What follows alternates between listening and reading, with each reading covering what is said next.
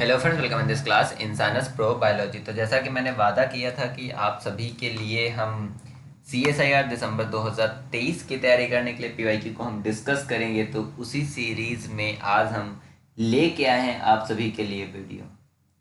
और इस वीडियो में हम लोग यह डिस्कस करने वाले हैं, देखने वाले हैं डाइवर्सिटी ऑफ लाइफ फॉर्म के कुछ PYQ, diversity in life forms.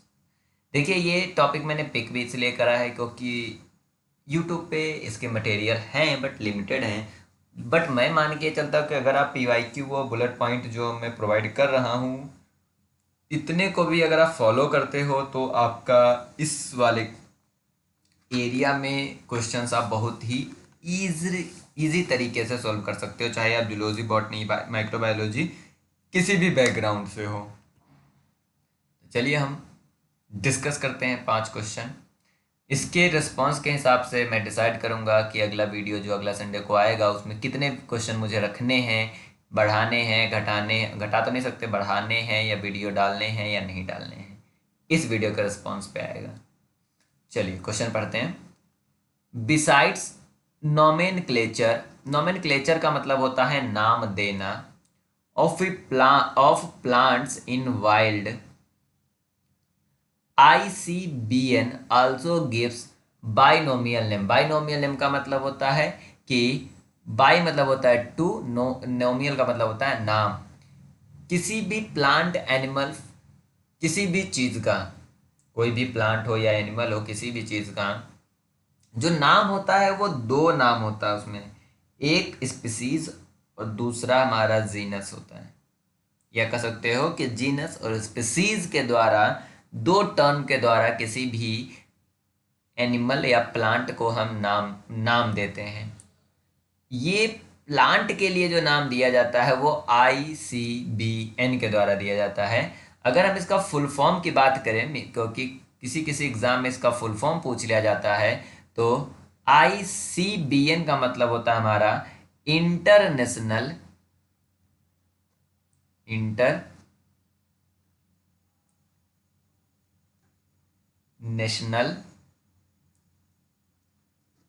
Code international code of botanical nomenclature.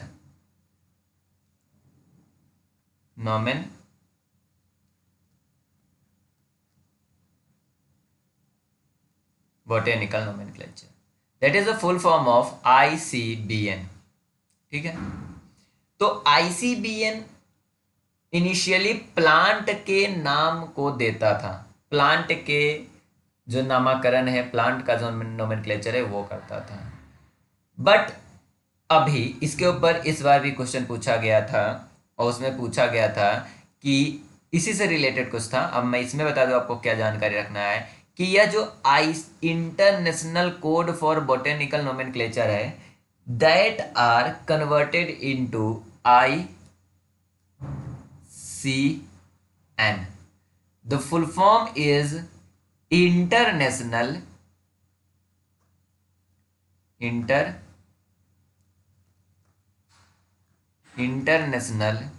Code of nomenclature.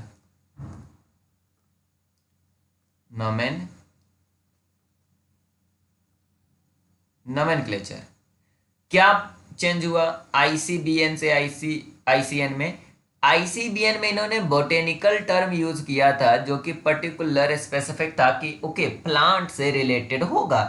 But इन्होंने क्या किया, बोटेनिकल हटा दिया, सीधे ICN रखा, और इसके अंदर इन्होंने एल्गा, फंजाई और प्लांट डाल दिया। मतलब दिस कोड जो ये वाला है ICN code, that provide the name of plant, alga and fungus also. तो यह एल्गा, फंगी और प्लांट तीनों को नाम कौन प्रोवाइड करेगा? ICN, international code of nomenclature, जो कि प्रीवियसली जाना जाता था international code of botanical nomenclature. सब नाम कैसा देगा? बाइनोमियल। तो correct answer for this question is fungus, क्योंकि बैक्टीरिया के लिए नहीं बात हुई है, एल्गा फंगस की बात हुई है, बैक्टीरिया नहीं। कल्टीवेटेड प्लांट नहीं, फंगस का तो हुआ है बट कल्टीवेटेड प्लांट नहीं। तो ये इलिमिनेशन मेथड है, ये आपको एक इंफॉर्मेशन रखना है। यहां से एक छोटा सा एक क्वेश्चन है कि अगर यहां पे हम ICZN की बात करें तो क्या होगा? International code of zoological nomenclature. And what is a main difference between the ICZN और ICBN? तो ICZN में आप एक साइंटिफिक नेम सुनते हो, नाजा। नाजा जब जीनस और स्पीसीज, ये जो आपका बात है, ये आपका जीनस है और ये आपका क्या है? स्पीसीज है। जीनस और स्पीसीज दोनों नाम अगर सेम हो, जैसे naja naja, that is called a tautonym. क्या मैंने कहा? That is called a tautonym. That is only applicable in case of ICZN, not in ICVN। Plant botany में आपने टाउटोनिम नहीं सुना होगा। यहीं पे आपको समझने की जरूरत है। जब आपने बायनोमियल नोमेनक्लेचर करा, जब आपने यहाँ पे नाजा नाजा लिखा, इसी को बोलते हैं बायनोमियल नोमेनक्लेचर। इस केस में पहला केस जो है, पहला केस में नाजा को आपने कैपिटल लेटर में लिखा है एन को, बट दूसरे वाले में आपने स्मॉल लेटर में लिखा है। Means in the case of binomial nomenclature, जो जीनस होता है उसको हम कैपिटल लेटर से स्टार्ट करते हैं, बट स्पीसीज को हम हमेशा स्मॉल लेटर में लिखते हैं। जब भी हम बायनोमियल नोमेनक्लेचर साइंटिफिक नेम लिखते हैं किसी भी स्पीसीज का, किसी भी एनिमल का, तो उसे हम अगर हाथ से लिख रहे हैं तो अंडरलाइन करते हैं, और अंडरलाइन हम सेपरेट करते हैं, जीनस को अलग और स्पीसीज को अलग। ये छोटी छोटी बात है जो आपको याद रखना है एग्जाम के पॉइंट ऑफ व्यू से। अगर आप इसकी थ्योरी पढ़ने चलोगे कभी भी आप कंप्लीट नहीं कर पाओगे। दैट इज द रीजन कि हम इसको हम इसको इतना डीप में क्वेश्चन से पढ़ा रहे हैं। अगला पार्ट ये है, अगला क्वेश्चन है आपका, the cataloguing and classification of plant species. याद रखिएगा क्या है? Plant species in India. देखो, अगर हम इंडिया को कंसीडर करें, क्या हमने कहा कि अगर हम इंडिया को कंसीडर करें और अगर हम इंडिया में प्रेजेंट प्लांट के स्पीसीज की बात करें, उसकी कैटलॉगिंग की बात करें, उसकी क्लासिफिकेशन की बात करें, तो आपके दिमाग में सबसे पहले आना चाहिए, अगर हम पूरी इंडिया की बात करते हैं तो आपके दिमाग में एक ही चीज़ आनी चाहिए, वो आनी चाहिए आपका BSI। अगर हम प्लांट की जगह एनिमल को कंसीडर करें, हमने बात करा कि animal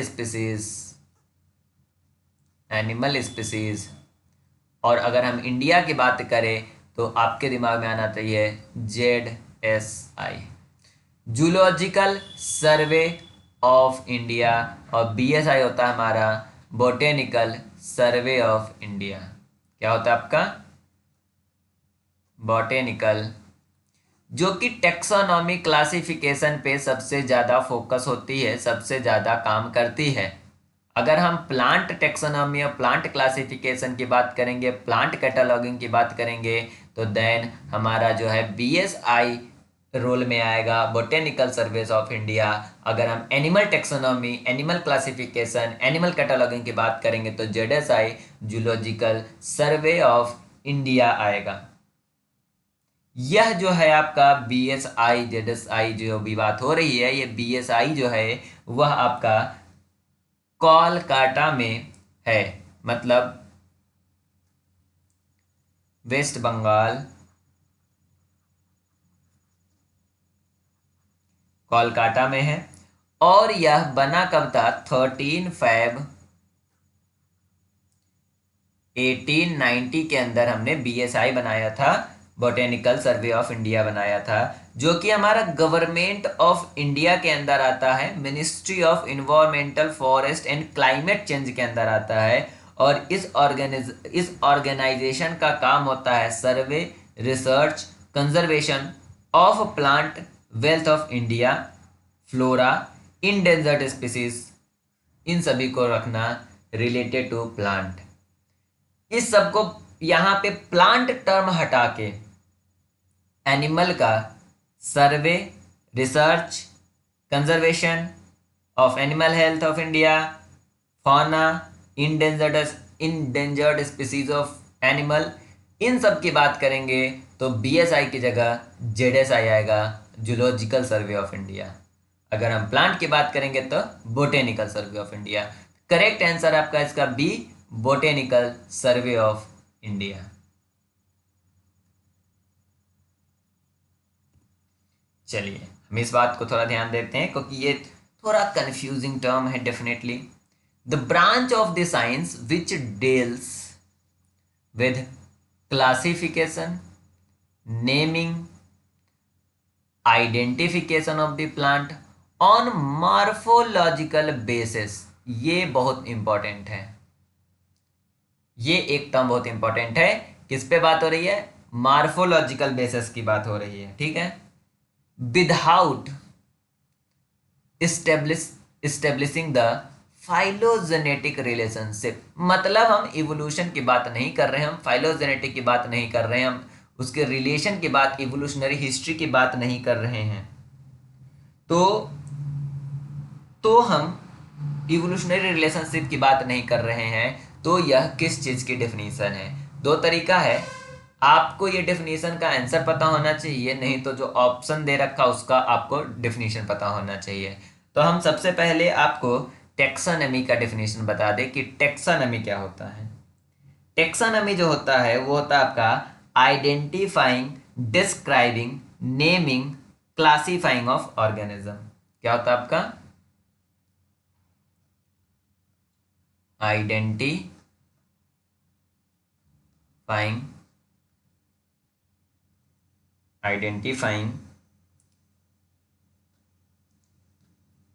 describing,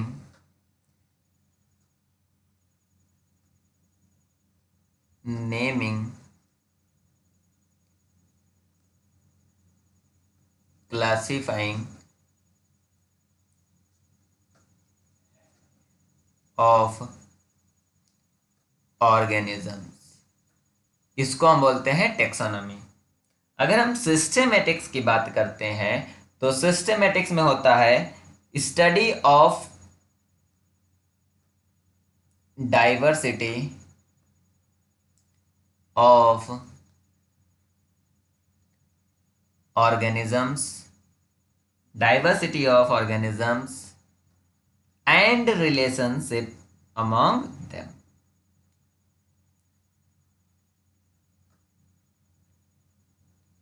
relationships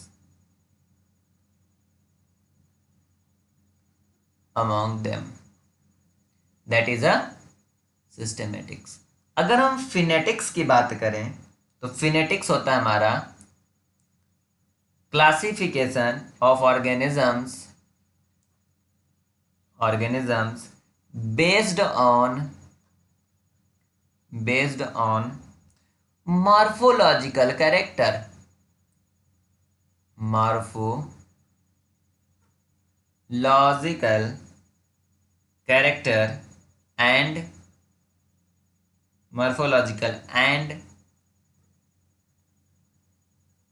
structural feature या कैरेक्टर। अगर हम क्लेडिस्टिक की बात करते हैं तो ये आपका होता है classification of organisms into group on the basis of their evolutionary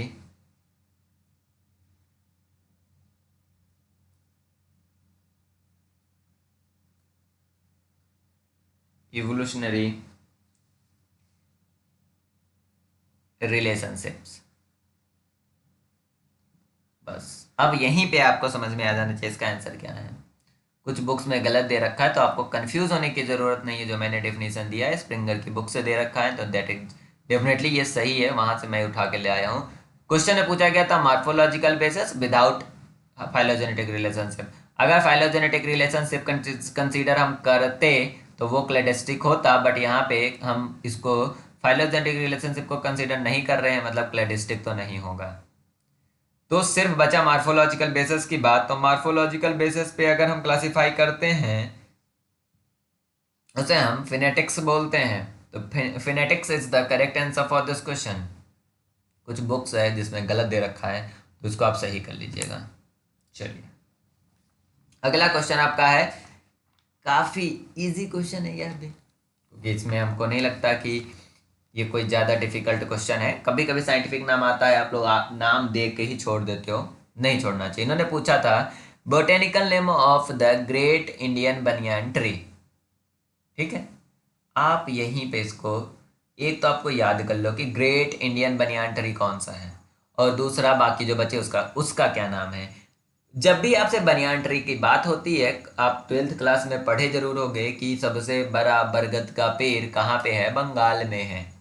तो बंगाल में पाया जाने वाला एनिमल को अगर आपसे मैं कहूँ कि भाई बंगाल में कोई एनिमल पाया गया है, बंगाल में कोई प्लांट पाया गया है, और मुझे कोई भी नाम समझ में नहीं आ रहा है, तो आप क्या करोगे, बंगाल से रिलेटेड टर्म डाल दोगे। तो बंगालियंसिस भी बोल सकते हो।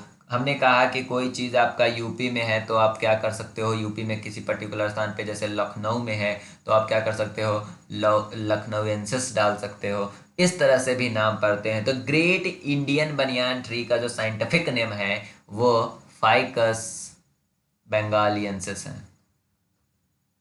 यहाँ पे मैंने अंडरलाइन इसलिए नहीं करा है क्योंकि ये हमने इटैलिक में लिख रखा है। तो साइंटिफिक नेम या तो इटैलिक में लिखा जाएगा या फिर किस में लिखा जाएगा, लिख के अंडरलाइन करेंगे। चलिए अब हम बात करते हैं यहाँ पे बाकी जो बचा हुआ है, फाइकस रिलियो रिलियोगोसा। यह जो है आपका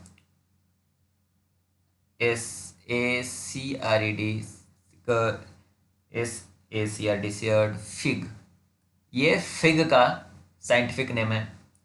फाइकस एलास्टिका जो है यह इंडियन रबर फिग का है।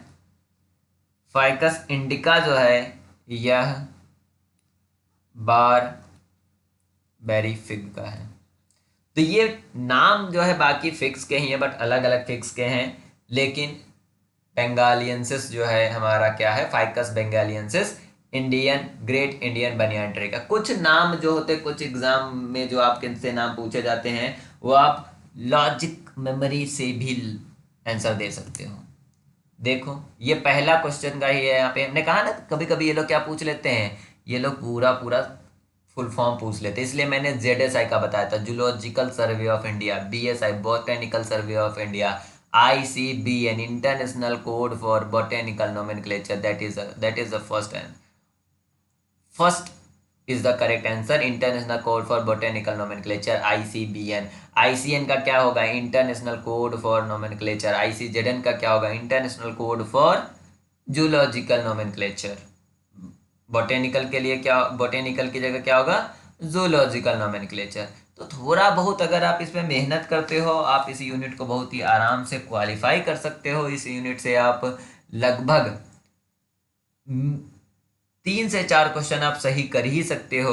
अगर आप इस चैनल पे मेरे साथ बने हो तो डेफिनेटली मैं ये कहूँगा कि इस यूनिट से आप 12 से 13 नंबर तक ला सकते हो, सिर्फ PYQ को पढ़ के और मेरे द्वारा बताए हुए टर्म्स को याद करके। तो thank you for watching this video, share this video with your friend. Depend करता है कि आप इसके ऊपर कितना व्यूज लेके आते हो, इस वीडियो को कितना प्यार करते हो।